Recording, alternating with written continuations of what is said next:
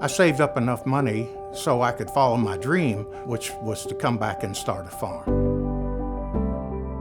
I think what really brought me back eventually was the family aspect of it, wanting to raise my family and my children the way that my brother and I were raised. I was very blessed to live on farms where both of my grandparents, both sets of grandparents, lived until they were well in their 80s. I couldn't imagine a more nurturing educational environment. You know, farming's a really good life. I really love the excitement of farming. It's what we do. It's part of us. We live within nature. We're part of the DNA of this ecosystem. We feed people. We care for the planet. You're harvesting all that hard work, and all the time and effort that's put in from beginning to end is just very rewarding to me. My granddad would have thought we were nuts if we planted corn in March, but sometimes it happens. So in general, everything has shifted. It's not any one moment, it's not any one storm, it's not any one year or event, but in general, over the last 40 years, we're planting a month earlier than we did. It's not predictable. Used to, you could count on spring, you would have the spring flowers, and you would evolve into summer. Now it's like, it's just dramatic. You don't know what you're going to get.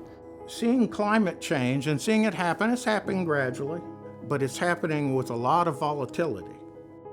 That weather variability, that volatility, farmers have to deal with that. It just seems like here in the last 10 years, I'll say, and 5 especially, it just seems like that timing has been really hard to gauge.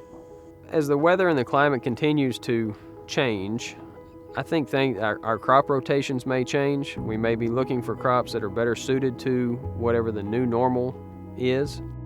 It would make sense as the climate changes and as temperatures sway and different things like that, that would bring in a whole another host of insects and possible diseases. A few years back, Derby Day, first Saturday of May, is considered the day you can plant outdoor non-frost tolerant crops, tomatoes, peppers, all those things. So we did that after Derby. Then a week later, we get a 27-degree freeze. We took thousands of tomato plants out of the ground, put them back in the greenhouse. So it cost us a lot of money for labor, and it slowed the plants down, so they were delayed. It's pushing our workload into a shorter and shorter period. So that means I have to spend more money. I have to get a bigger combine because I have less days of good weather to combine. I have to get a bigger planter because I have less days of optimum time to plant. That means that I develop more debt, so I move my risk from weather risk to financial risk. We have the 100-year rainfalls 3 years ago. We're at the 100-year, this may be the latest first frost of fall in 100 years. So we're constantly breaking these 100-year records with different types of weather and events. I think we have more extreme weather events. I think they're more frequent. It's not uncommon anymore to have a 5-inch rain or a 10-inch rain. That never happened. I feel like the climate is changing because of this volatility. It doesn't just rain. When it rains, it just deluge, just downpours, and physically beats the plants, not just wets them.